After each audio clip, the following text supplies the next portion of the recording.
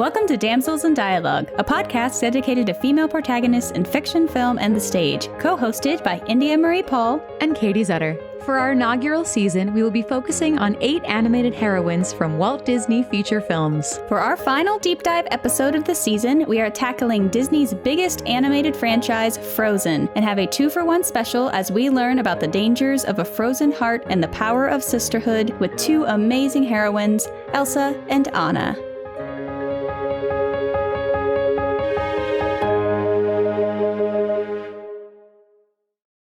Welcome to our final deep dive episode of the season. Yes! So exciting. We have a lot of stuff to go through. Not only do we have 2 characters, but we have the biggest animated film, the top 2 probably, animated film that Disney's ever made. And the first ever movie theater launch of a second installment. Exactly. The original Disney inspiration started in the 1940s. Right? He wanted to do this movie before they did Snow White. And the only reason they didn't is because, Walt Disney it was one of his favorites. And the only reason they didn't is because they could not make it kid-friendly. Yeah, and it's Hans Christian Andersen's The Snow Queen, which was published in 1844 in his New Fairy Tales first volume. So Walt loved the story. After reading it, I'd never read it before. It's really interesting. And it's so far away from where Frozen is that we're kind of have to whip through it real fast and then talk about Disney's inspiration. And it makes sense. When you read the original, you see why it took them so long, especially now, especially decades later, now that we've seen the Princess franchise, because that's what this was intended to be a part of. You see all of those stories and you look back and reread or read The Snow Queen and you're like, that doesn't fit, but it is quite the journey. It is, and it's one of his longest stories because it's in 7 different parts, 2 best friends and their kids, and in the first... here we go. I'm going to just whip through what happens in this story real fast because it is long. First, Scary Saint Nick. Yes, so it starts by doing a background about this mirror that the devil/hobgoblin created, and it distorts the image of whatever it reflects into the most hideous version of itself. So he was taking it to heaven to mock heaven, and then it broke along the way. Yes. And then it shattered into pieces, landing in specks of people's eyes to make them only see the bad, or in their hearts that turned them cold and icy. And that was the worst. The worst is the people who got it in their hearts. Yes. So we do have the frozen heart. There's connections you can make into different ideas. So that's the first story that has nothing to do with the main plot, but that's the history of the glass. Yeah, because it's the inciting incident. It's what starts the journey for round 2 when you meet the kids, or story 2 rather. And that's when you meet a little boy and a little girl. They're 2 peasant friends named Kai. It's going to be Kai for today. For sure, Gerda. Absolutely. For sure, Gerda. It's Gerda. Yes. So Kai and Gerda, these 2 little peasants, the grandmother tells them about the Snow Queen being responsible for the winter. Kai looked out the window and the queen appeared one night and she beckons to him, but he doesn't follow in this second story. And then next we see Summer, and Kai is hit by the mirror fragment from the devil going to heaven. And it lands in his eye and heart, so that he has both. Right in his heart. So he starts being more bold, and Gerda sees him start kind of going away from her. And he doesn't have feelings almost. Yeah. And he's almost rewarded, weirdly, which I found really frustrating, which I think was the point. But it was, he starts changing. And there's probably a whole study of this story beyond Frozen that people can get into. And then he was sledding with the kids, and he hooked his sled to a white sleigh that drove by, which happened to be pulled by the Snow Queen, who then took him to the palace, kissed his forehead when they stopped, and then he no longer felt cold, and he starts losing his memories of his family. And on the second kiss of his forehead, he became her pet servant kind of thing. Essentially. And sometimes in some version, she kisses each eye. Oh, yep. It's interesting. She has a very is it Edmund from The Lion, the Witch, and the Wardrobe, or Edward? Yeah. Very, very that reminiscent. Mm-hmm. But yeah, she did. Yeah, she brings him and keeps him. Yeah, so there is a snow palace. So they're like through the mountains forest thing. Everyone believes Kai to be dead, but Gerda still holds on to hope. She is the Anna character, and she starts the trek and journey and meets some odd people along the way. That kind of So it's fun. It's really fun. I actually really enjoy it. Strange but fun. You have this weird old grandma who like tricks her into staying, uses a magic comb to make her forget, and then she realizes that she was on a journey again, starts off on a journey again, meets a prince and princess after talking to a crow to try and see if they can help and find Kai. And they're really nice to her, and they send her on the way. So we've gone through story 3 and 4. That's where that kind of all happens. It's very episodic. It is. It's definitely an adventure, and more of an adventure than other fairy tales. It is, and it's a little girl. He did write, I mean, it was 1844. He wrote a little girl going on this journey to find her best friend. Yeah. And it's pretty epic. Like, she meets the old woman, she meets the prince and princess, then she meets a little robber girl who everyone dies on the carriage that the prince and prince sent her, but this little robber girl and a group of bandits went like, no, she's going to be my friend, and then kind of enslaves her as her friend. So that's a whole thing. Things get weird. It gets a little weird. And then, so that's episode. That's chapter 5, story 5. And then the little girl lets her go find Kai after she tells the little robber girl about that, and she escapes with a reindeer. So we got some Sven action coming in there. And then in 6, the Lapp and the Finn woman help her find Kai. So we do have, it reminded me of the Sami, which also helped inspire Frozen. So that's kind of where I think that started. We're getting some connecting points in this. So the reindeer is helping her through that. She meets those 2 more indigenous women that tell them where the Snow Queen is, because they realize where the Snow Queen is. And then the reindeer doesn't tell Gerda that Kai has the glass in his eye, because that will ruin there's some weird plot that between the reindeer and the Finn woman. They have like a secret. I don't know why everyone talks to animals in it, but they have a secret. So the reindeer drops Gerda by the Snow Queen, but won't follow her. And I wrote this quote down that the Finn woman tells the reindeer, we mustn't tell her about this power, meaning the glass in the eye and the heart. Strength lies in her heart because she is such a sweet, innocent child. If she herself cannot reach the Snow Queen and rid little Kai of those pieces of glass, then there's no help that we can give her. So it's this character who's just completely sweet, innocent. There's some angelic entities that help her find the Snow Queen too. So it's very the Christian. Snow Queen's kind of wishy-washy too, where in some parts she is incredibly feared and seems she's dangerous, but also is part of the world. They're scared of her. Nobody wants to go close to her. Yep. But she's still integral to the world. She still helps the seasons change and all that stuff, because that's like her thing. Then the next chapter, I was really excited. I'm like, Gerda's going to come and they're going to have some kind of fight, or there was going to be... Oh, absolutely not. This is a fairy tale. What are you talking about? She's a child. Something. Like, I was like, we built up this villain. We have this character who's gone on an adventure. I'm like, oh, she's going to come head to head with the Snow Queen. But the last chapter, the Snow Queen has left for some reason, and Kai is left alone. Yeah, it's to do her job. She's got to go... Got to go bring snow to places to help the crops grow in the spring later. Yeah. She just leaves. I think his point of the story was that she was strong enough to, I don't think she realized she did it either. Gerda was strong enough by being so strong apart to remove the glass from Kai. I think that was the climax, but it was strange since the story is called The Snow Queen. Yeah. Not The Dark Mirror, you know? Yeah, that it felt weighted completely wrong. That she wasn't really a central force. She was the antagonist, but really it was the mirror. The mirror was the antagonist. Yeah. So it's a little misleading in the name. Yeah. And this is interesting. It was really interesting. And her hot tears melted the ice, the glass shards.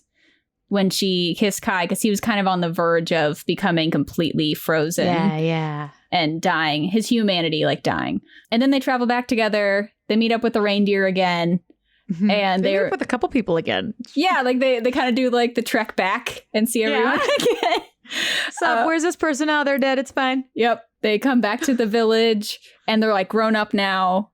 And it alludes to them being like together forever, but it ends with them growing up happy and sitting together underneath the warm summer. So that's the journey of the Snow Queen. Which is really the story of Gerda. Which is very much Frozen-like. Because you're like, Frozen. It's about Elsa.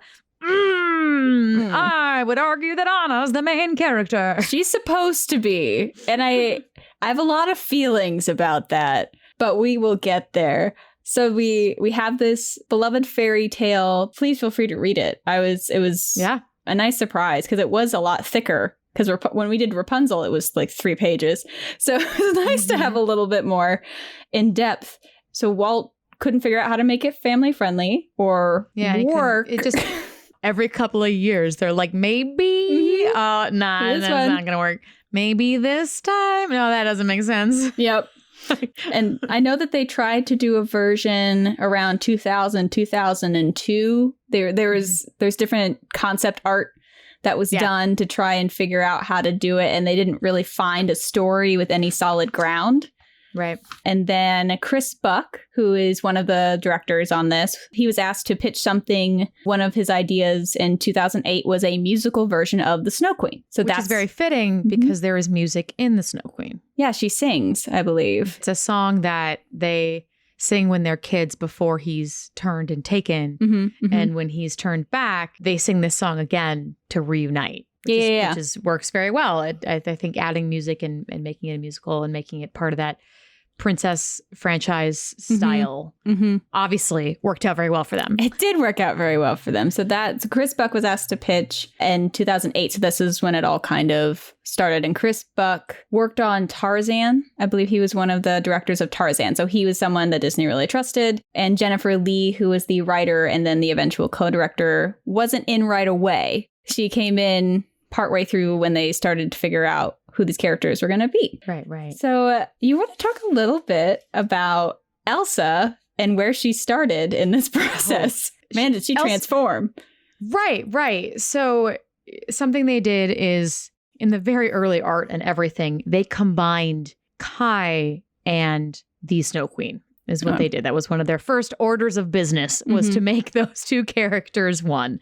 And that's kind of where it was taking so long in the early stages of development because they had these two sisters where Anna went through a little bit, but because she is so based in that wonderful, strong young girl character of Gerda, they were like, we got her. And they just had a hard time with this sweet girl having a terrible, terrible human as a sister. Yep. There is early concept art of Elsa shooting Anna with magic just for fun. Great. Like, just for sillies. Yeah. You know?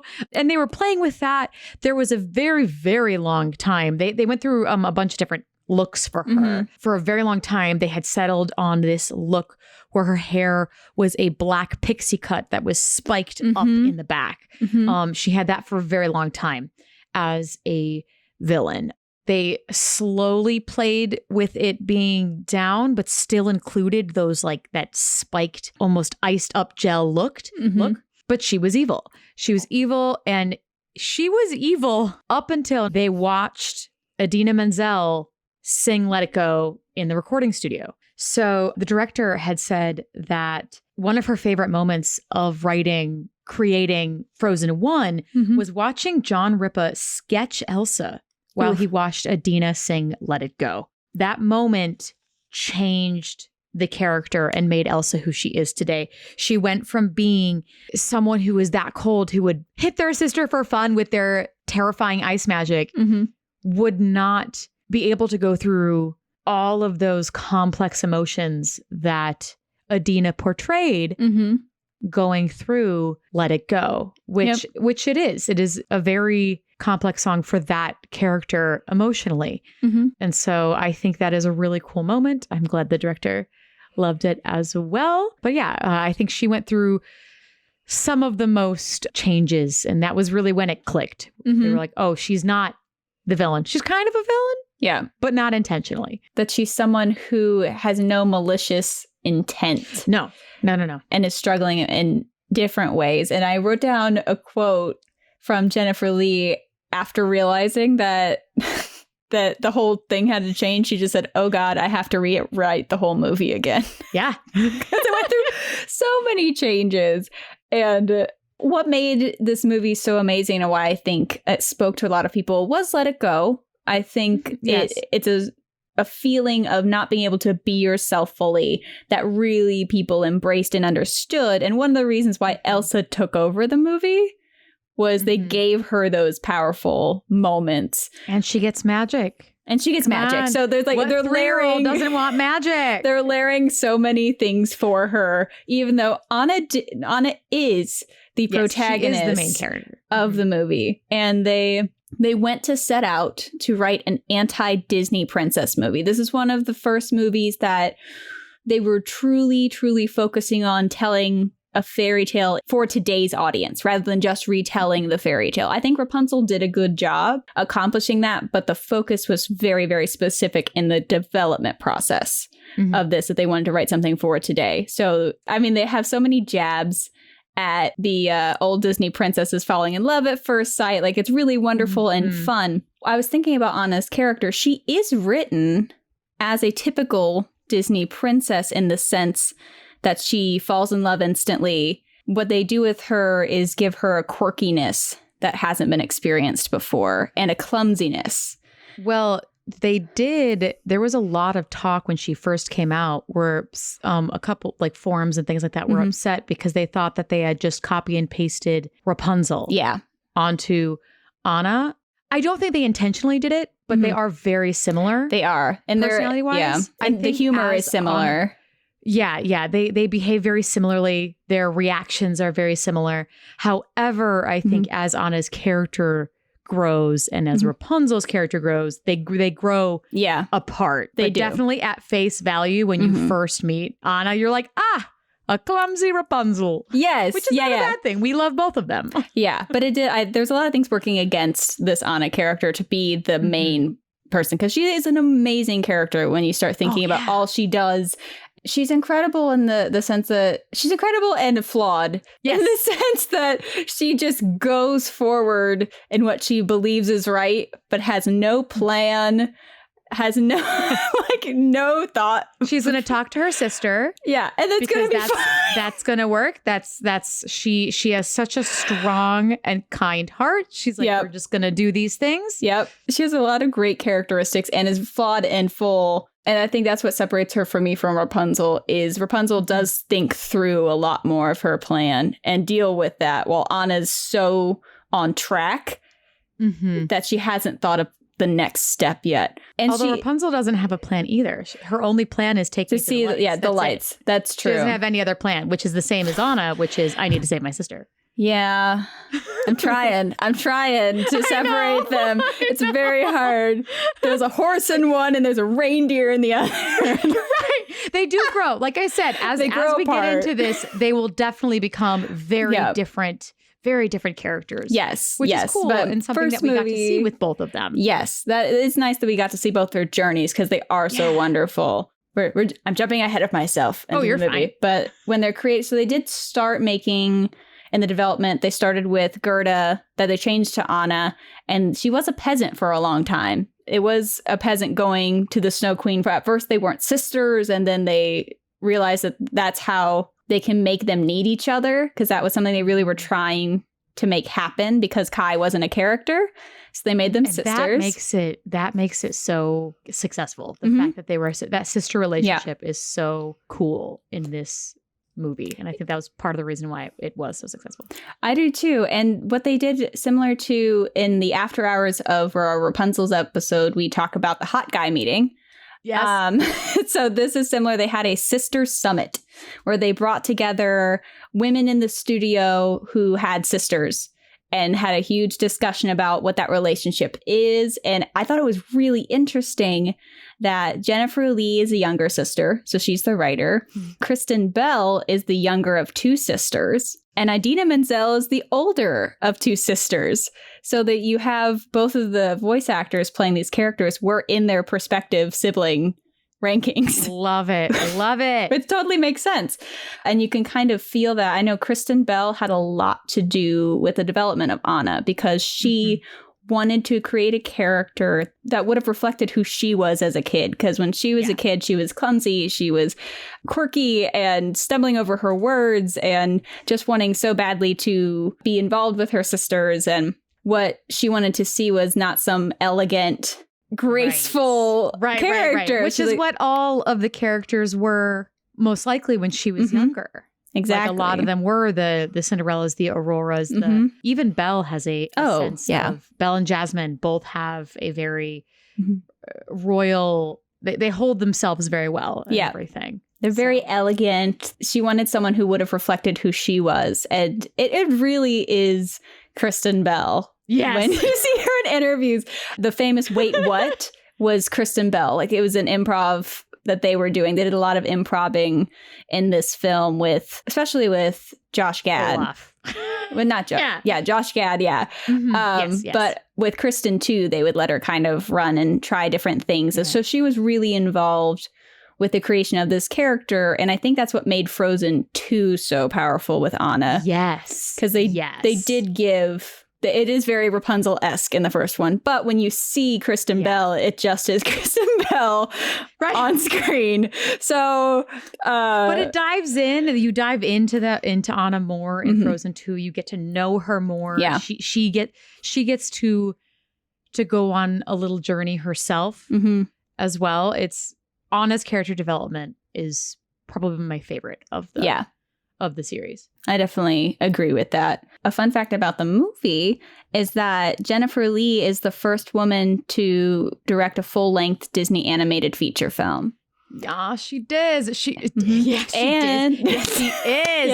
Excuse me. And she's also the first woman to solely write an entire screenplay for Disney animation since Linda Wolverton did Beauty and the Beast. Excellent, because she also, I think there's a quote from her that she says something like, when there's a woman in the room, other women speak up. Yes. I love that. That's really true. Important. It's so important especially in a story where you have two female lead characters, especially with Elsa. Elsa has a lot of moments that are very internal as opposed to Anna, who everybody knows what Anna's thinking, which is also fantastic. We love that for her. Yeah. But I don't know. It's really nice to have the women. You can see more femininity in the movie.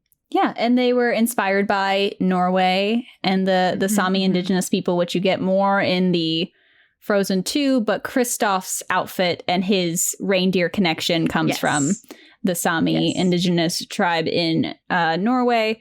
A lot of the clothing was inspired by a beautiful Norwegian tradition of rosemalling, which is this extensive stylized flower ornamentation, scroll work. Hard for them because they do.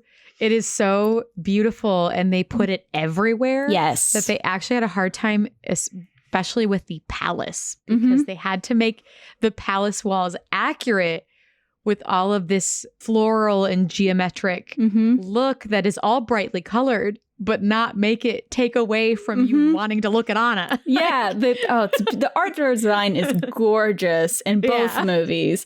But they had... there's a number, I don't think I wrote it down, but the amount of hand draw time it would have taken to draw all of the embroidered dresses would never have flown. So they were able to do so much more with the costuming and the environment that they never could do before because it was CG. They didn't have to hand draw every swirl on those dresses. Right. Can you imagine? Because it's the craziest is when Frozen 2, I'm sitting in the theaters and I'm watching Frozen 2 by myself in an entire theater full of children. Mm-hmm. And I'm looking up at the screen, and it's the first moment where Elsa like steps out and she's in her blue coat, Mm-hmm. and you can see the individual stitches of the embroidery. And I went, are you kidding? Yep. Yeah. And Can you when I imagine read them drawing that? Like, No. hand? Oh my gosh. it wouldn't have worked. And for that, the technology changed so much in the 6 years between films. Yeah. I think it was. To create that look, they would make each piece of fabric in their program and then digitally sew them together to get the correct weight and flow so that you would see the stitches rather than just a flat piece that they manipulated. So, which is even different from the first movie. Because in the first movie, just speaking of costuming with the first one, specifically Elsa's cape, they wanted it to not make sense. They wanted it to look magical and stiff and ice-like, so that they purposely went away from what regular fabric would do with that cape, which does make it very magical, very sparkly, the way she whooshes it around. Also, I mean, once again, going back to the 3-year-old who does not want magic, who does not want a long flowing cape that can swirl around. I mean, I want one. I'm an adult. Like, so I'll take a cape any day. Oh, yeah. Though the costumes were gorgeous. I did appreciate that the characters are older. Anna's 18 in the first movie, and Elsa's 21. Yes. So you also have a fairy tale story with adults. A lot of the Disney princesses lean toward 16 or under. So it was really nice to have adults in this film. And then they allowed them to be 3 years older in the second. So you really have a coming of age story in a more real sense now. Because back in the day, like 14 felt, in Snow White's time period of Germany, that was like when you became an adult. But it was nice to see that match today's reality and to actually deal with that, which makes it less of a kids movie in an interesting way, as more of it's like a tween. Olaf is what makes it the kids movie. That's true, especially Frozen 2. Frozen 2, it's like Olaf is for the children and everything else is an adult, complex, emotional journey. We'll get to Frozen 2, but I have thoughts about Olaf and Kristoff during Frozen 2. Like you had said before, Anna is still very much the classic princess type with a twist. Absolutely. Her clumsiness and here's a difference between Rapunzel and Rapunzel comes off as clumsy and innocent because she truly doesn't know any better. She doesn't know anything. She's never been in the world. So, and that's a big difference between them, is because Anna comes off as just clumsy, silly Anna. Like, that's like a real personality trait. Whereas with Rapunzel, once she learns, like you see in the TV show, you see her grow and change in that way. Yeah. And it was challenging for them to make, because Anna is the protagonist. She's the emotional heart of the story, is what they mentioned. Because I think it was one of the story artists said, it's really hard compared to Tangled because the heroine has magical powers. So to make the character... It pulls you right there. Yeah. Yeah. To make the character who doesn't believe she is special, the actual main character, it was a really big challenge for them. And I don't know that they found it because Elsa really took over this franchise, but it was something that they were aware of how challenging it was to make this character who doesn't believe in herself. Right. They still made her the main character, but Elsa is the kid fan favorite. Yes.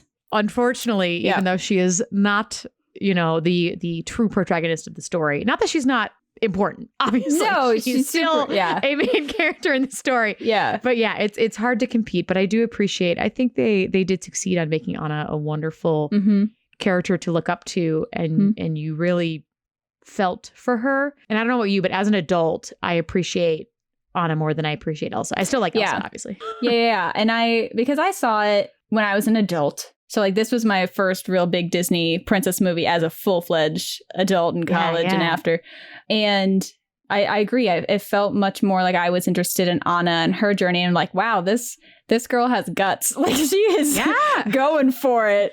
And that Elsa was really interesting, but you do see the importance of like what Anna actually does in the story while Elsa runs away. But so Frozen 1 came out in 2013, and it opens with this beautiful yachting chant, which I adore. It is a traditional Norwegian song. I actually sang it in choir in college. So when I started hearing it, we're like the movie's opening and I'm like, I sang alto too for that song. Nah, nah, nah.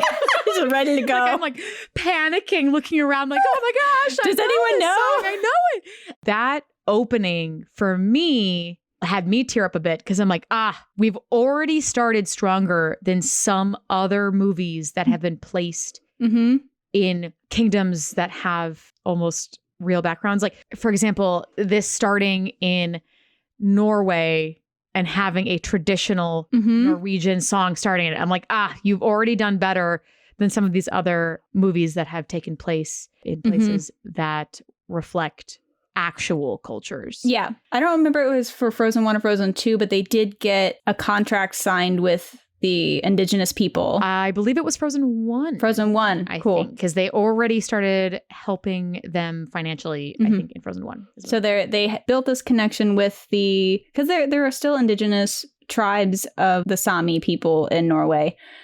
And there are actually two kinds. There are sea Sami and there are reindeer herding Sami. So that was really cool. They had meetings with them and they made sure that everything that they were doing was okayed by them. So that's a huge step for Disney to even think about that after things like Pocahontas and Mulan and like all these things that took from other cultures. I think it was really important. And the opening is also very unique because the opening song doesn't introduce us to the main two women. You get introduced to Kristoff with Frozen Heart. And I love the song Frozen Heart. And it's the theme, goes back to the Hans Christian Andersen. But beware the frozen heart. And then we move on to the young heroines. And building that sisterly relationship before they tear it down. Immediately tear it down. They actually almost cut Do You Want to Build a Snowman? That would have been rough. What were they thinking? Because they had the intro song of Frozen Heart. They're like, oh, we can't do two intro songs. And I'm like, if you cut that, how are you going to montage this? Like, I don't know how they montaged it without it. It's a beautiful montage of watching them both grow up in isolation from each other, which is great. And it's one of those songs that you start out and it's so cute and it's so fun. And then it gets so real. And I love that. That from a music standpoint and storytelling standpoint, that is brilliant. Because at the beginning of the song, you are seeing Anna do this like with her eyes and she's playing with her hair and she's running around the castle and you're learning about it and you're seeing her kind of miss her sister, but like she's also living her own life, enjoying to quickly turn on you and make you cry was brilliant musical storytelling. It was. You got to know both of the characters very quickly and efficiently, and you got the tragedy of the lost parents very quickly and efficiently. Music allows you to have the emotional impact without needing full scenes. So I thought you also got more weight to the parents and having that funeral. Yeah, that she didn't go to. She was too scared because her emotions were so strong that she had iced herself in a room. Yep. I think what kids and what adults really connected to with Elsa quicker than Anna, because Anna still has emotional moments. Like seeing her, that last verse of Do You Want to Build a Snowman is really beautiful. But what I think people jumped into on Elsa is this idea of feeling like part of you is wrong or part of you is dangerous, and the fear that comes from being different. And I think that's such a powerful thing to put in a movie. There are other movies that talk about the idea of being different and being afraid of fitting in and all that. This one kind of takes it to another level of making it actually like your fear actually dangerous to others, which I think is a really powerful step, and what made people cling on to her and what made Let It Go just feel so beautiful. You love that for her because it's so freeing. Anna goes through the same, not quite the same, but very similar traumas and such that Elsa goes through. But because Anna as a person, ice powers or no ice powers, is much more in tune with her feelings, is much more open about her feelings. So you see and you hear everything she's going through because she's telling you, which is something that I think I would love to be better at that. Like I do admire her for that. She is so good about her feelings and desperately trying to include others and not being too pushy. Like she knows the boundaries, but still doing her best to let Elsa know that she's there for her and everything. It's very stark difference to poor Elsa, who is so scared to feel. They really did a good job of making them complete opposites, but that both of them, because of their childhood connection, completely love each other. There's never a question that they love each other. It's always external situations or external fear that keeps them apart. Because Elsa really has done nothing to earn the amount of loyalty that Anna gives her, other than when they were kids. Like it's like the idea of this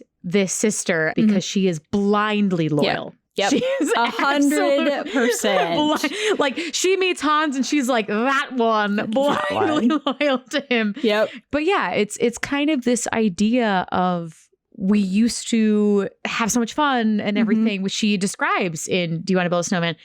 And she glorifies that a little bit as she gets older. Like they'll just jump right back into it. Yep. Whenever she opens that door for me, we're going to just be besties. We're just going to be besties. And then you have Elsa on the other side, who is so incredibly logical. Yeah. She loves her sister. And when they go to the trolls and it's this huge misunderstanding of, okay, the parents immediately go, all right, we need to protect this child. They say people will be very angry and scared of her powers. Great. Then we're going to protect her by telling no one. Like, great. They mean well, but completely bad call. Misunderstood what Poppy was trying to say. Yep. So Elsa's whole life is, if I don't see her, like very logically, I will sit in my room. And if I don't see her, and I don't come near her, then she will not be hurt. I won't hurt her. I can't hurt her if I'm not in the room with her. Yep. Out of love, of course. Yes. And they both, their love languages are the opposite. Very different. What I do love about Anna, I mean, for the first time in forever, is her Big I Want song. It's very cute. We get the quirky anti-Disney princess, as she's stuffing her face with things, or she's flinging helmets across accidentally and breaking things. You see her... The bust, like she just runs she has no kind of elegance to her whatsoever as she's prancing around the town, jumping on things and running into Hans and the awkward. I'm not awkward. You're gorgeous. You're gorgeous. That line delivery is the most real I've ever felt. We've all been in that situation where you uncomfortably worry about something, and I'm like, that was it. Yep, that was it. So relatable. Yep, and that was definitely like the wait what is a Kristen Bell-ism that she added into the movie, and it's such an iconic moment, that whole interaction. And they do a good job of making Hans feel like the naive prince. They do a very good job. I will say that as the adult I was sitting in that theater, when he pulls away and says, "If only someone loved you," I got instantly pissed. And I was shocked because in my brain, I'm usually pretty good at figuring out how things figure out. But that one, I'm like, oh, she's going to kiss him and it's not going to work. And that's when we'll figure out Kristoff was the one or something like that. Or true love or whatever. Yeah. So I was really shocked. They did a good job of building him into her equal in that sense. It was really interesting to me that they made an anti-Disney princess movie by giving you the stereotype, and then it's the other people who acknowledge that it's not right. It's Kristoff, it's Elsa, but the main heroine, her story does start very stereotypically in the princess direction. She also, which I think is really interesting, is Hans, the first person she is in love with, if you will, is much more like her. Yeah. They both have red hair. They're both the younger child. He is much more outgoing and personable. He's very good at putting on a face. He is an avid rider of horses, much like herself. He bravely takes charge of things, much like her. And she instead falls for someone who looks and is much more like her sister. It's very Kristoff true. Is blonde, is socially a little awkward. A little. He prefers to be alone. Not that we don't love him and he's the secret Hufflepuff that we didn't know we needed, but you know, it's I thought it was very interesting, that little turn. Yeah, and I do believe that that Anna would jump into the marriage right away, because she does yell at Elsa, I can't live like this anymore. She's been alone her whole life. They sent guards away, so she doesn't even hardly have anyone to play with growing up. She doesn't interact with anyone all the time. They've shut everyone out of the castle. So you get the image that she's not going into market very much at all either. So people don't really know her. No, they're not allowed. Nobody's seen them. Exactly. Nobody's seen the princesses is what they talk about. So of course you're going to grab onto the first person who shows you love and compassion, and you believe that she would be that naive, and then you get to see her realize how wrong that is. It was very character driven and emotionally driven, which was appreciated. Something that I thought was really cool that came up in my notes that I was taking from the art of Frozen that I had not seen anywhere else is that John Ripa actually pitched the idea for the ending, the climactic moment at the end of Frozen 1. Paul Briggs, the head of the story, said it is one of the best sequences that has ever been pitched. And that was the moment when Anna sacrifices herself and dies for Elsa. That is what John Ripa, he pitched that. And everyone in the room applauded him. He got a standing ovation. And I would agree. I think that is an incredibly, incredibly powerful moment for anything, to have these sisters who have gone so apart and to see them come together in such a dramatic fashion. Because the instant Elsa thinks Anna's dead because Hans has lied to her, and side note, I'm sorry to say it, but I think Elsa's most beautiful magic is when she's devastated. When the snowflakes fell in slow motion and everything, I mean, sound was gone. It was just this isolated, just tragic moment of her thinking that she's lost her sister, that she spent her whole life protecting from herself, and she couldn't do it. And so that moment, and then immediately after, to have Anna save her and die in front of her, which to Elsa is now the second time that she's thought her sister is dead. Like that was so incredibly powerful. And I see why he got the standing ovation. Yeah. And I wasn't ready for that ending. I thought Kristoff and her are gonna meet, or like there's gonna be some other, I couldn't figure out exactly where they were going with it. And then I was shocked. As soon as she went frozen, I'm like, oh, that's the act of true love. It's gonna, whatever. Right. But for that moment, I was in shock. It was beautiful. It was stunning. It was powerful and emotional, and good on him. Like that's, that was a stunning emotional moment in that story. And it was not my favorite Disney movie. It isn't. No. But I understand why it became such a huge deal for little kids to watch. It's hard for me because I was an adult watching it to really understand what it meant for a kid to watch that movie in their age bracket. Yeah. And if you really think, like, for them, you have two women who are wonderful characters and grow and have flaws and are funny in their own ways. One has magic. One throws flaming sleeping bags at wolves. Like, they look totally different too. So you can get the people who are like, oh, I'm a redhead. Oh, I'm a blonde. Yeah. You get those kinds of looks that is also appealing for kids being related to. As you had mentioned, like about Rapunzel, you connected with her because you had the same eye color. You know, all those little things matter. They do. Having all of the gowns. Anna has a bunch of outfits. Love it. And Elsa has really two main ones in this movie. Later, they have a million. Yep. But that's another thing that really sells. You have the silly snowman. You do. Which is has the great one-liners. Olaf is so beloved. That's why he got like all the short films. He just gets all the short films. Because kids love him and they love how naive and weird he is. Because he's completely weird, but just like such a lovable character. You have a really supportive male character, even though they kind of butt heads at the beginning. I love that. I love that he calls her out. That was a really fun moment to see, because not a lot of men in these stories overly contradict the princess or the main female character. Whereas Kristoff looks at her and is like, what? You're engaged to a man you just met? What? What's his last name? What's his foot size? Right. So many adult jokes. Yes. I thought that was very fun. Yep.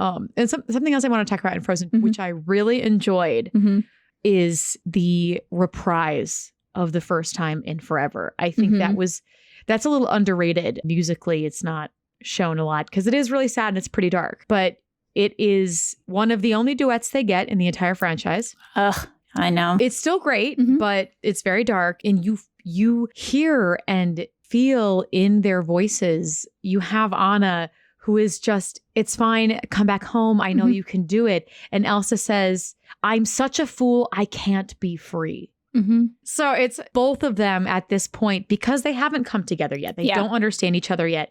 They are digging their heels in on their own separate stances. And it isn't until later, that climactic moment in the film, where they realize that their love for each other is stronger than any of these other things that they think are in the way, which is great. I think it's beautiful. It's beautiful. And it all stems from a miscommunication about needing to hide who you are. If Elsa had just told her about, like, if anyone had just not hidden it from Anna, then I feel like Anna would have helped her with her fear. It should have been a thing that everybody knew. And I can understand if she's little and they have it just the castle knows, and she slowly grows and they help figure it out. And then, eventually present it to the rest of the rest of Arendelle and everything. But no, they just, which is an understandable fear for the parents. Oh, yeah. They might think she's a witch. They might. Right. Because, her fears are realized when that baby cries. Yeah. Oh, when she first shows her power. This is the first time ever they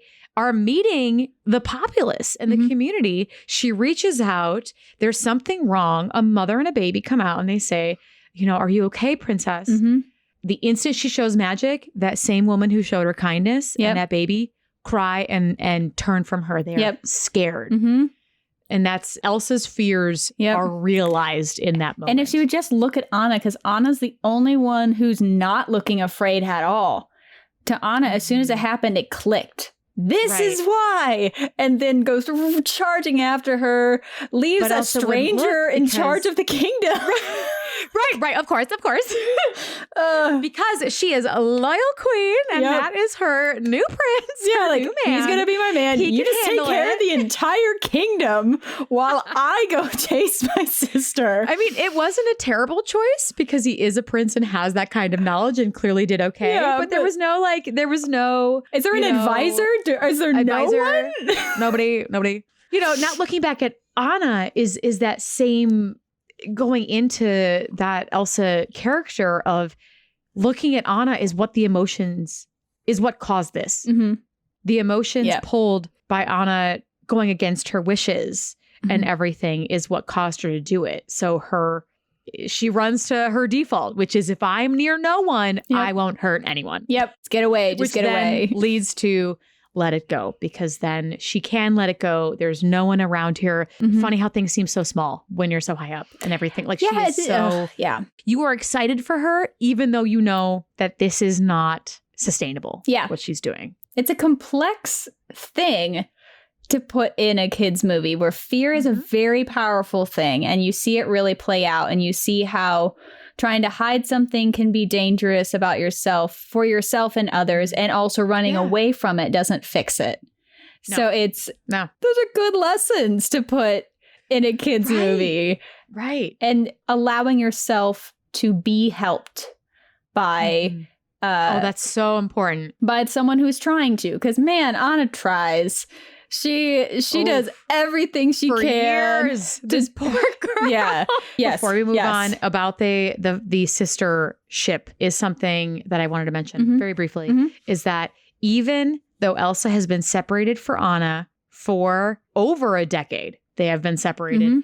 One of the first things she builds when she is free to do whatever the heck she wants, when she's singing Let It Go, is Olaf. I know. And Olaf is a thing purely made to bring joy to Anna. So you do, in that moment, you see how much love she has for Anna. Now, before we jump to the shorts. Yes. I took some notes on things and didn't tell you. Oh, great. They will be brief. Perfect. I have a little small collection of Frozen stories that are outside of the Frozen 1, Frozen 2 narrative. Okay. So I just wanted to quickly talk about that for their characters. One of the stories is called Olaf's Perfect Day. The premise is it's really, really hot, and Olaf wants to have a day with his two best friends, Elsa and Anna. So Elsa and Anna have a day. They have a picnic on a beach, and it's very cute. It's amazing. So something with their characters, he runs over to meet Anna first, and Anna is still in bed. Her hair is a mess. Love and she's it. like, it's super hot and sticky out, but yeah, Olaf, I guess we can go. Yep. And she gets up and gets ready. Meanwhile, they go find Elsa, who's already at work meeting a foreign dignitary. Fully up, ready to go, down to business. And that reminds you, she has been trained since birth to be queen. Yep. And that's all she's done. All she's done is sit in her room and learn and read and become this princess. I do appreciate Anna's lack of being able to get up in the morning. That was super relatable. So relatable. I appreciated every second of that. And that was very much like what you were talking about, where she's like the anti-princess in some moments, because so many of them, you have Sleeping Beauty and Snow White. Man, just gorgeous. Sleep. Stunning. Yeah. That's not feasible. And then lastly, I know it's a children's book, but I highly recommend anyone who has a sibling to find this book and read it. It is called A Sister More Like Me. Oh. And it is told in the perspective where there is a pink color and a dark purple color. And the pink color is Anna's voice, and the dark purple color is Elsa's voice. And the whole story is talking about how they wish they had sisters more like themselves. And the very end of the story is them realizing they could never have sisters more like themselves, and they would rather have each other. And it is a very beautiful story. Yeah. It's all written in rhyme. I highly recommend. But just some little bits from this is you learn that Anna is an avid writer. She grows up writing in all weather. She is on her horse, and that is a hobby that she loves to do. Elsa, meanwhile, stayed in and read. Her favorite is math. So she is a very intelligent, book smart character.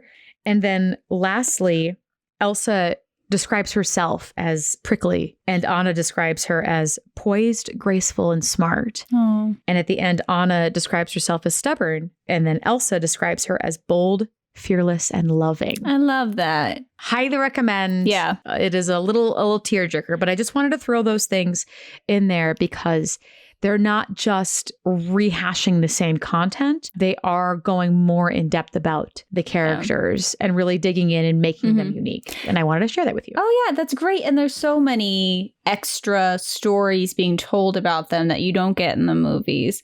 And before we officially move on to, I wanted to mention the all-powerful moment when Anna punches Hans in the face. Yes. Because how satisfying as the adult in the room. Cheers. Cheers. Complete cheers. Queen. Yes.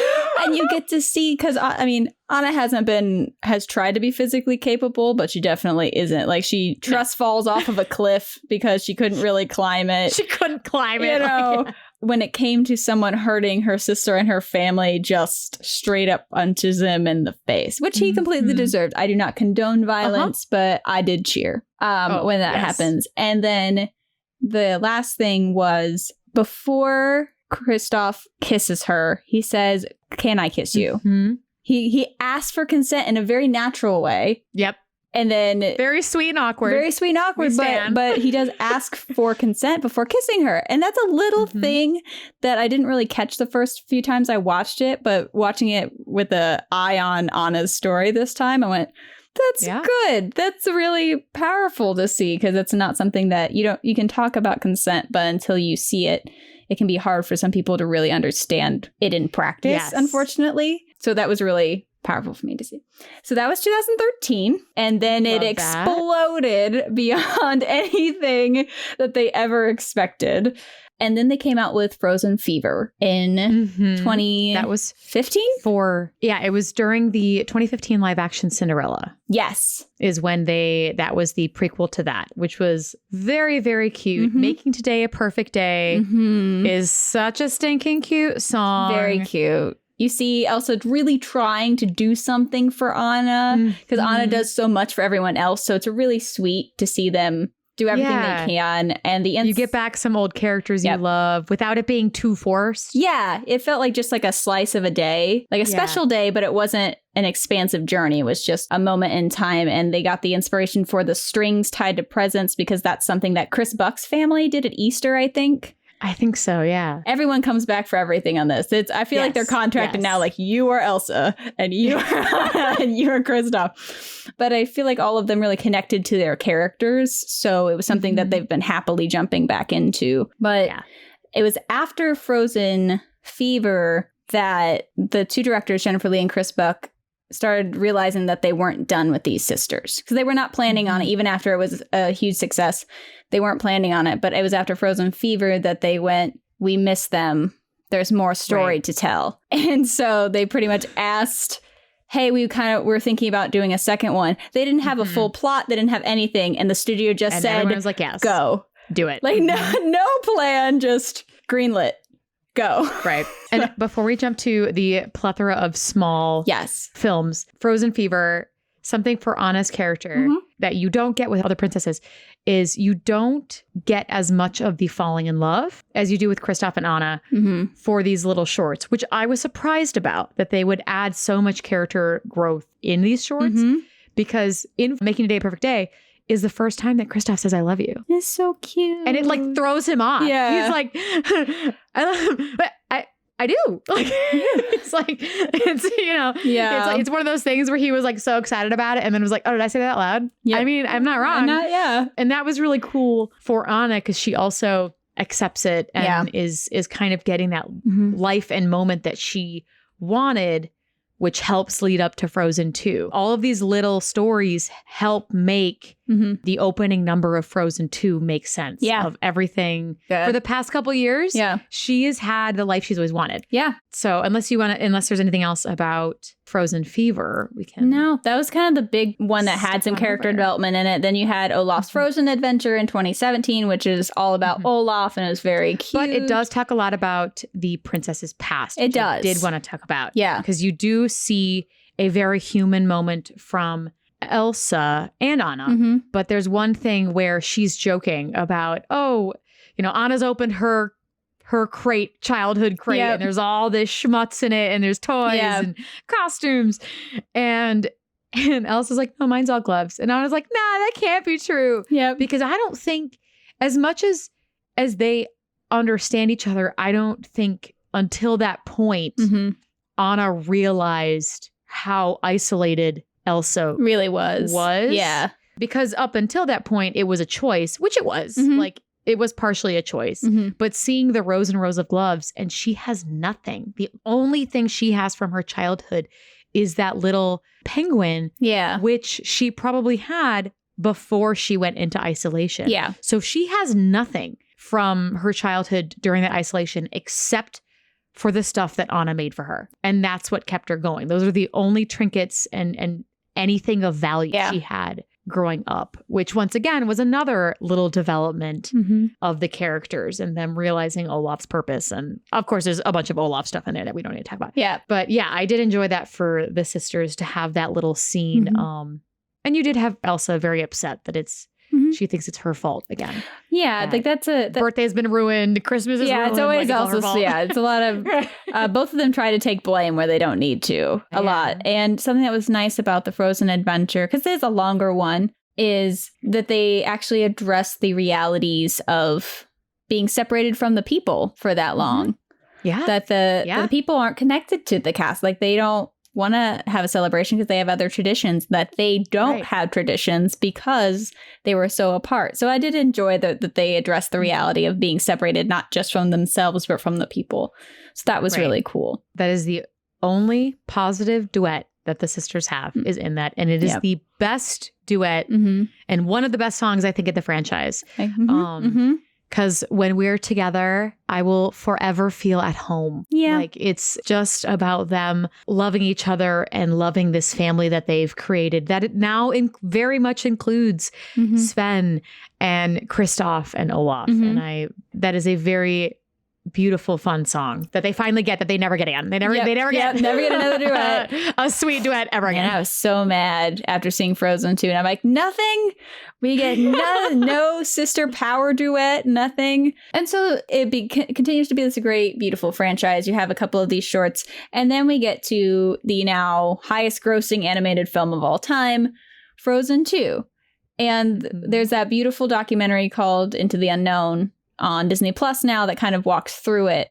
Because they were not planning on making a sequel, they decided to answer the question everyone gave them, which was, where do Elsa's powers come from? And that's where it started. That's where the spark started. Jennifer Lee wrote journals as the characters. I love that she did that. Yeah. I think that is so creative and so clever. And it really puts you in the mindset. I think that's so cool. Yeah, and it helped her figure out where they were, because this is 3 years later, story-wise. Right. They are young adults, which I think is a really fascinating thing to also make into a kid's film, is to have these early 20-year-olds. And they made them look it. Yes, they did. They physically look older, especially Anna and Kristoff. Yes. They are both drawn actively older. Elsa's drawn older too, but she's also magic, so that's a little bit. Yeah, but I appreciate that. Like, they do look more mature. I think their characters matured. Something that was big theme-wise is the first movie was about being different. And the second movie is about facing change. That's why you start with Some Things Never Change, because then everything does. Though the irony of that song is heavy. And it happens in fall, which is the season of change. Yeah. Like one of the big seasons, fall and spring are those two big changing moments. And so to start it off with Olaf talking about his sad jack-o'-lantern. Yes. Like that, because it's changing and then it dives into the song, and it's very beautiful. And I love how that song ends with all of them coming in together, Anna very relatably taking off her shoes, and they all harmonize together. Oh, it's so pretty. Kristoff included. Yep. Because at this point, it's been years. They are truly family now. You get the impression that Kristoff and Sven live in the castle as well. Yeah. They are all a cohesive family unit, and you love that for Anna, and that's everything she's wanted. Yeah. Especially with that opening scene where you see Anna has always wanted to be loved and get married, whereas Elsa's looking for something a little different. Yeah, and something that hit me with Anna's story, I think Chris Buck said in an interview, don't come at me if you did not, but it's Anna in the first movie had everything to gain. And in the second movie, she has everything to lose. So that's her journey is so incredibly different, even though they kind of feel similar, where they go out and she's pushing forward to help. But what's at stake for her is completely different. Yeah, of course. In the beginning of the movie. Everything she's ever wanted. Yeah, she has her family. She has her people. She has her man. She has her man. And the fact that they date for 3 years and aren't engaged is pretty impressive for a Disney movie. Yeah. So I appreciate that. I think I really enjoyed the idea of him trying to figure out, his plot was him trying to figure out how to propose. Because that's such a romantic plot to give the only real, male hero in the story. Yeah. And he's so socially awkward as a human that it felt very relatable. And I think it's something that's not seen as much because you always hear after how nervous the men are when they propose, or the silly things they do, but rarely do you see it in mass media for children of a very strong manly man, struggling with his feelings and desperately wanting to do good for her. Yes. So it was very cute. It was very cute. Yeah, it was really cute. And I think it took a little bit too much time, but just because they were trying to build an entire mythology into this movie, and there's a lot of plot holes, and I have a lot of questions that will never get answered. But I will say, as much as some of the story felt like they were rushed, or that they didn't quite know how to fit all of their ideas into one movie. Yeah. I did think it was absolutely stunning visually. So I will watch it for the visuals forever. Yes. Visually. Oh my God. I just hit my microphone. I was so excited. I like flailed my arms. Yes. Visually, it is absolutely stunning. My breath was taken away. Like I said before, when you saw the embroidery on the costumes, I'm like, I can't even believe this. Any wide shot of the area, breathtaking. The entire Dark Sea scene, where water, they took the water movement from Moana. Flash, the software, they took it and ran with it. It looks like real water, and it's stunning. It looks like they just drew Elsa on real water. Yep. It's absolutely breathtaking. Yep. And you can see some of that in the Into the Unknown documentary. You can see kind of how they do it. So it was really fascinating to get behind the scenes. A lot of what they talked about in that documentary was the story and not figuring out. We've laughed about this so much in our other talks, but I just can't believe it. I can't believe that they had the voice. The voice was kind of something from the beginning, like this calling. They wanted to answer where her powers came from, and they wanted to answer where were the parents going. Those were kind of the two questions they kept being asked. And though I appreciate that they were trying to appeal to fans, I don't know that basing stories around questions that people want to know about your character is necessarily the most helpful, because I feel like it kind of tore them down a weird path where then they started to make those answers really convoluted, and they started creating a mythology that is fascinating. I really enjoyed it, but I think they fit a TV series into a movie, because if they had actually, like how Tangled was a fully arced thing, I feel like if they had actually made this into something like that, we could have fully understood and enjoyed the journey. But they squished it all into one. They wanted the movie. You know. They wanted and it was very powerful to have this movie be, it was the first animated sequel that was done in theaters. Like, I mean, they really pulled it out of the stops. Was it a little confusing? Yes. Yeah. Definitely watch the documentary on the making of Frozen 2. If you want to see all of the nitty gritty, I know we're just going to briefly discuss that. But yeah, there was a lot that I was confused about, and a lot that the music told the story. It did. The music did a lot of heavy lifting in it, which is great, but also can leave a lot of plot holes, because they are trying to do an emotional response and a story like in the same thing. So I think there was a lot of plot holes in it. It was visually stunning. They didn't answer the question. What started this whole rant was they didn't answer the question, who was calling to Elsa? They didn't answer it until like 5 months before the release date. Gosh. And it was like, was it even 5 months, or was it less? It might have been less. I'm going to give them 5 months. It was absurdly short. It's like, I could not believe that's the number one. If you're writing a story and your inciting incident is the voice is calling to her, if you don't answer who that is, the rest of the story's not going to lead up to it. No. And like, so it just, yeah. And they decided on the mom, which to me was obvious, but it took a couple watchings of this movie to really understand what happened, because the fifth spirit thing doesn't make sense. But why didn't they? Yeah, I have a lot of feelings. Like we could spend an entire episode about me trying to rework this movie, because I do like a lot of the spirit stuff was taken from Norse mythology and Norwegian traditional folklore. And the fire salamander is from Norwegian folklore. They connected salamanders with fire. When they would light their campfires, salamanders would come crawling out because they would go under when they snuffed it to be warm.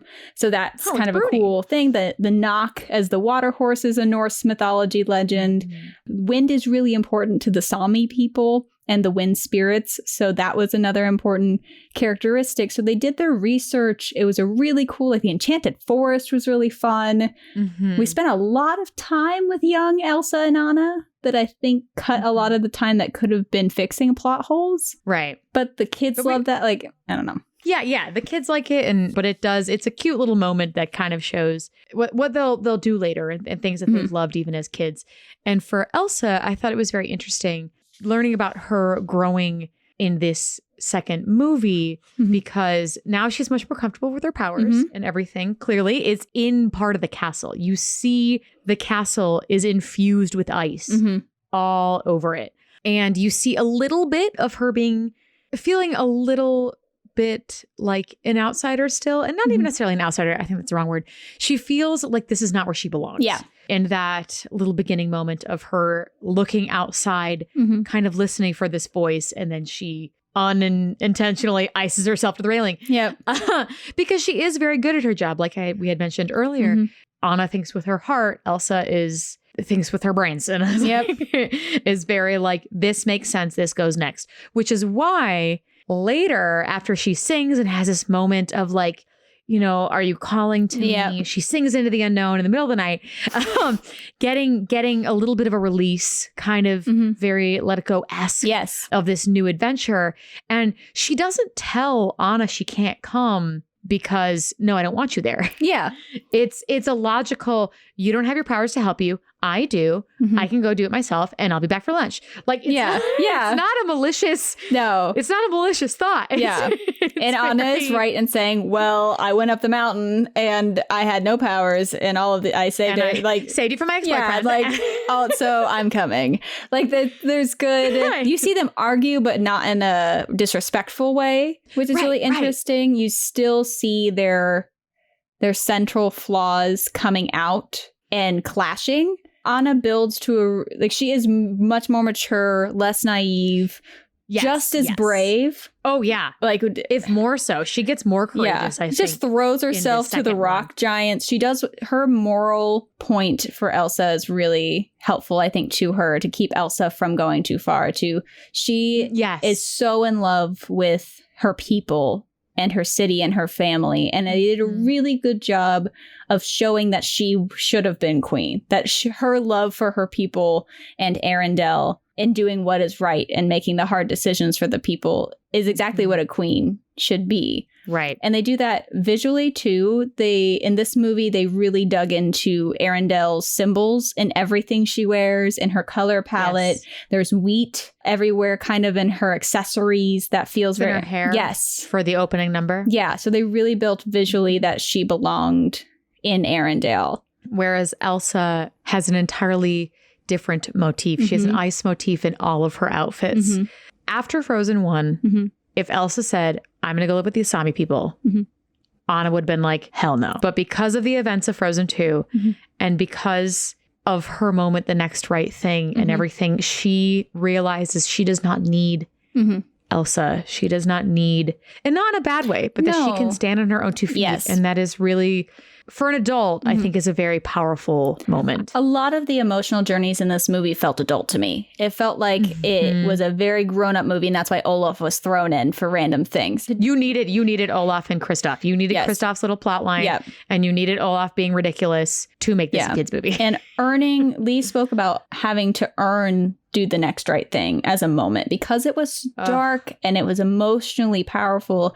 And she spent a lot of time talking to Kristen Bell about her own depression, Kristen's own depression journey, because Kristen Bell is seen as a very bright, joyous figure as a celebrity and as a human being. But she has talked about her struggles with depression too. So she also infused a lot of that into this story, which you can tell, like her singing it is absolutely heartbreaking. It's so powerful.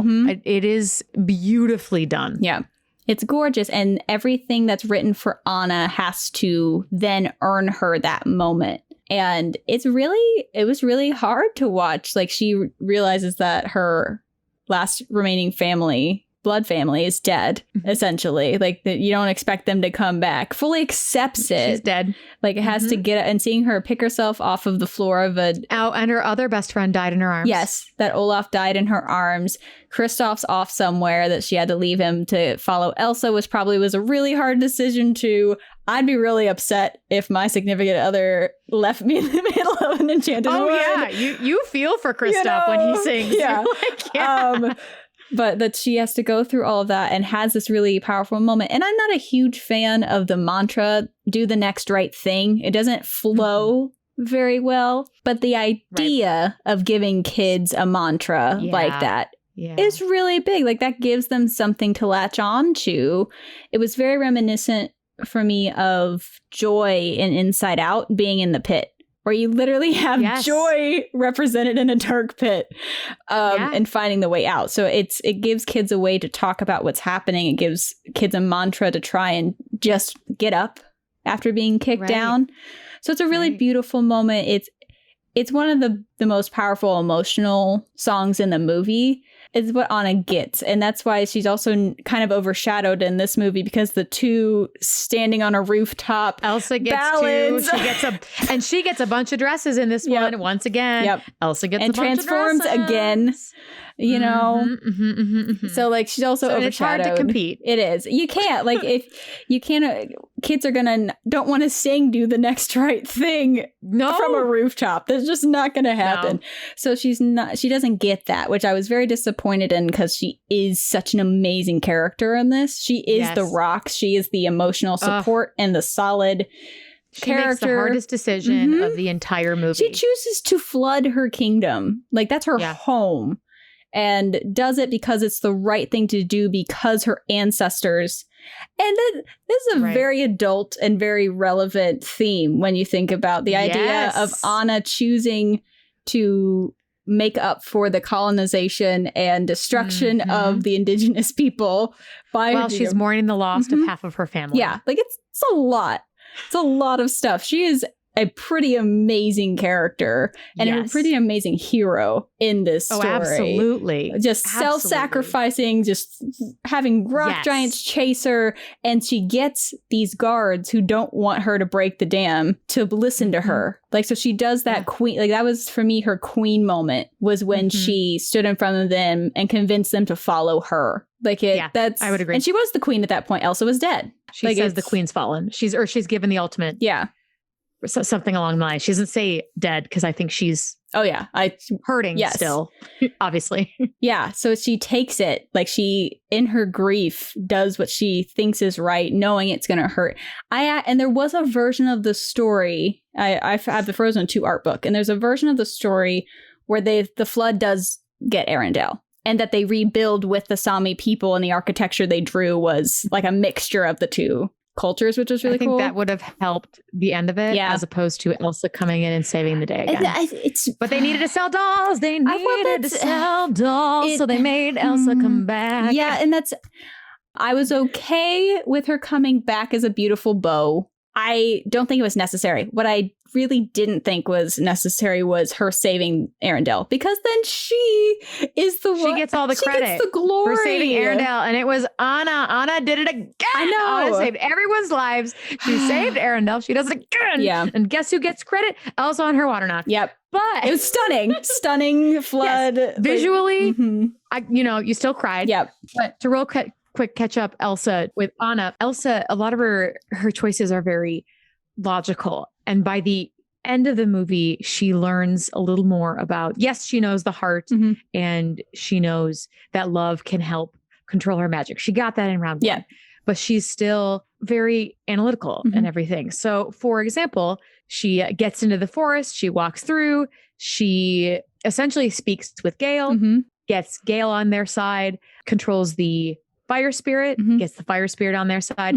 That's also a really sweet moment. Oh, yeah. That you see of Elsa, where she picks up Bruni. And she's like, oh, you can hear him too? Yep. Oh, they're right behind me, aren't they? It's so cute. And you get this very wholesome moment that everyone's had with a dog at a party at a place they don't know. Yeah. With this little creature.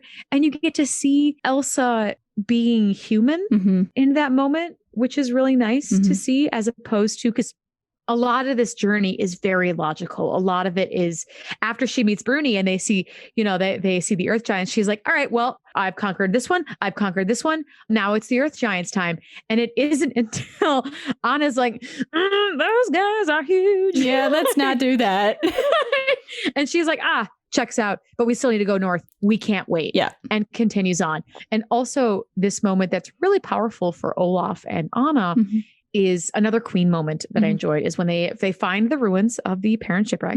They run in there, and Anna is the one who remembers that there is a secret compartment in every Arendelle ship. And that's where they find the information. She's the one who remembers that little tidbit because she loves Arendelle. She may not be the most book smart. She may not have been trained to be queen, but she loves, like you said, you were totally right. She loves this community and this family and Arendelle, now that she's finally been able to get to know them through the shorts and through the beginning of this movie.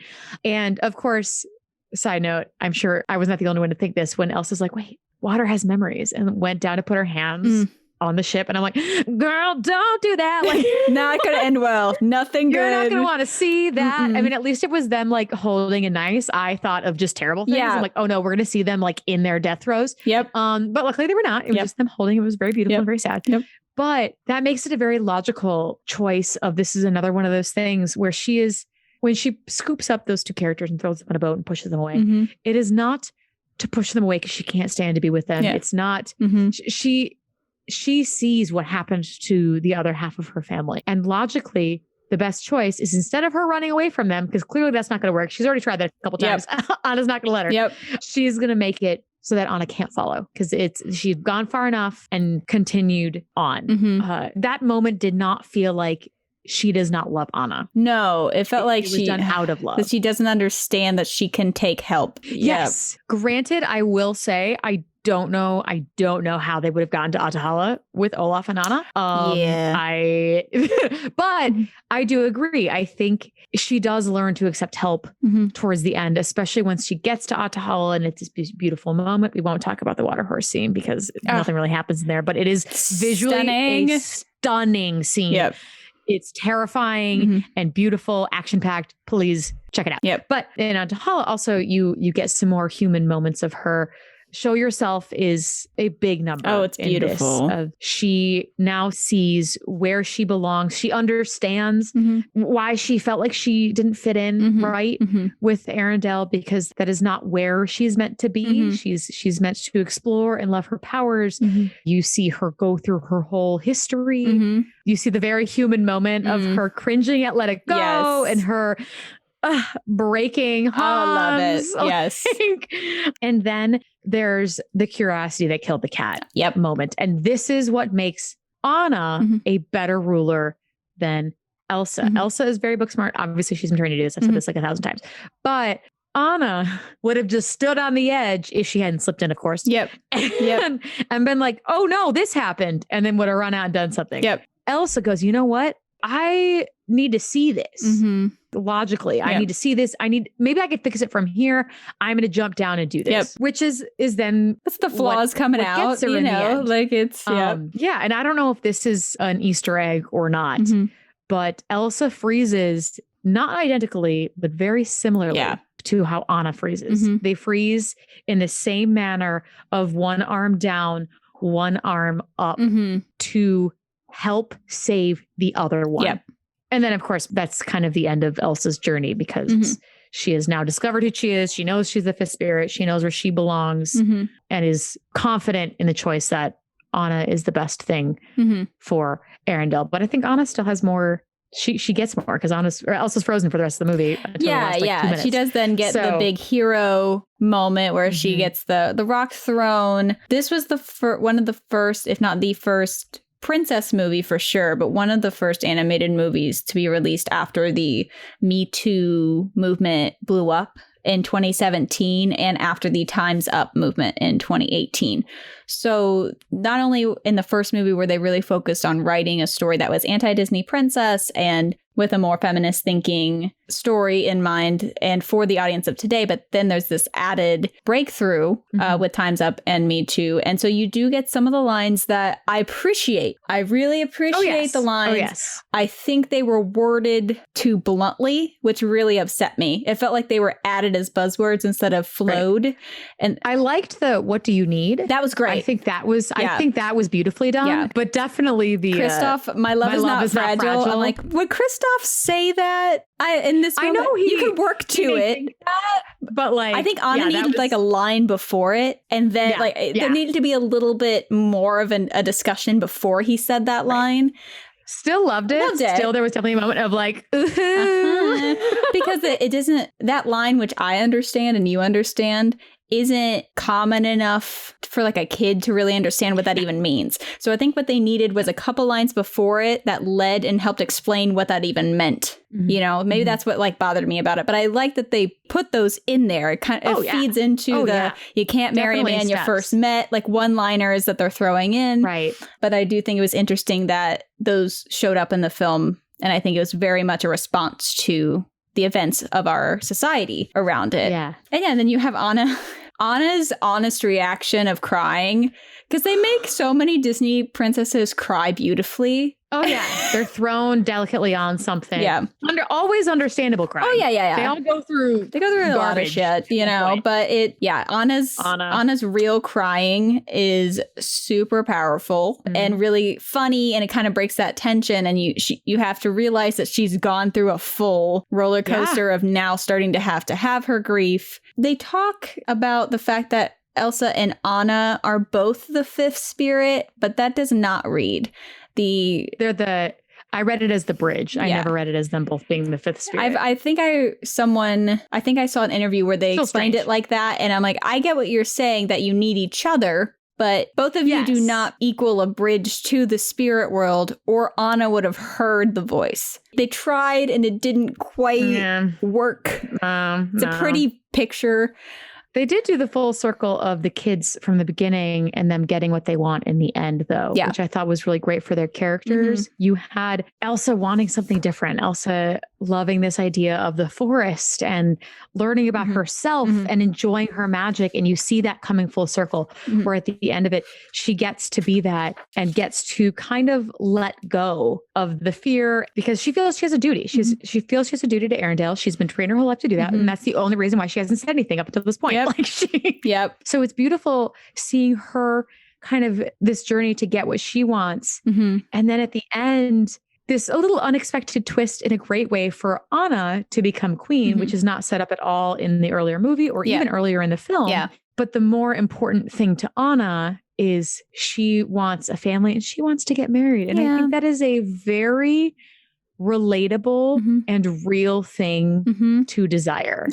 And so for her to have Kristoff propose, so with the little like crying and the hand wave. At Disney, they give her an engagement ring. Oh, that's sweet. I really enjoy that they both, even though they both experienced a lot of trauma, but it came full circle to get what they want. So they did do that right. At least the characters, for the most part, seem to stay pretty true. And have their own journeys, even if the plot was a little confusing. But they did represent two very different women who still love each other completely unconditionally. You had, I really appreciated at the beginning of the movie them falling asleep together as sisters. Yeah, that was so real. It was so real. And so I thought that was really sweet that even as adults that you have that sister moment. The charade scene was fabulous. Oh, that was so cute. So cute. And you see the dynamic of the group. You see that this is a family. This is a unit. They've been together for a while, and you love that for them. I love the idea of found family. Yeah. It's a common theme in a lot of Disney movies that I always find that I am attracted to.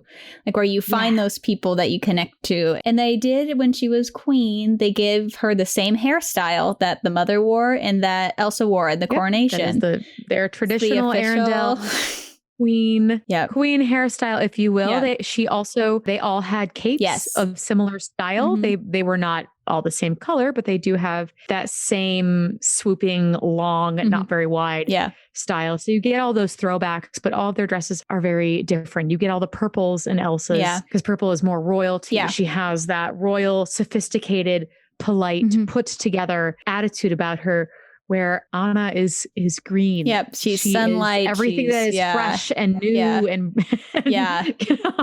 and spring. And so I love that she has this ongoing green, which is in contrast to her. She matures a lot, which shows in her costuming as well. They give her this dark black outfit and they actually take away the pink. It is her growing up because she loses that cloak in the cavern. Yeah, she does. So that is her step away from her past self. And it is very true because she doesn't leave. She leaves those caves a different person. She grows. And that is visually very cool. Yeah. I thought it was beautifully executed. I have problems with the story, but I don't have issue with there being two vastly different grown women who want very different things and who love each other and are both courageous in their own way, who are flawed. And so it's a really beautiful story and beautiful characters and I completely understand why people are in love with them. I can understand why it exploded to what it is today. And I am interested to see where Disney goes now. Yeah. Because they have an upcoming... Raya comes out in March. I could not be more excited. I'm so excited. I feel like they're starting to actually implement the changes in female storytelling that has been necessary. And it kind of started at the beginning of the thousands. And I think it's developing. And even in the late 90s, you started to get some of these more independent women. And yeah. Oh, absolutely.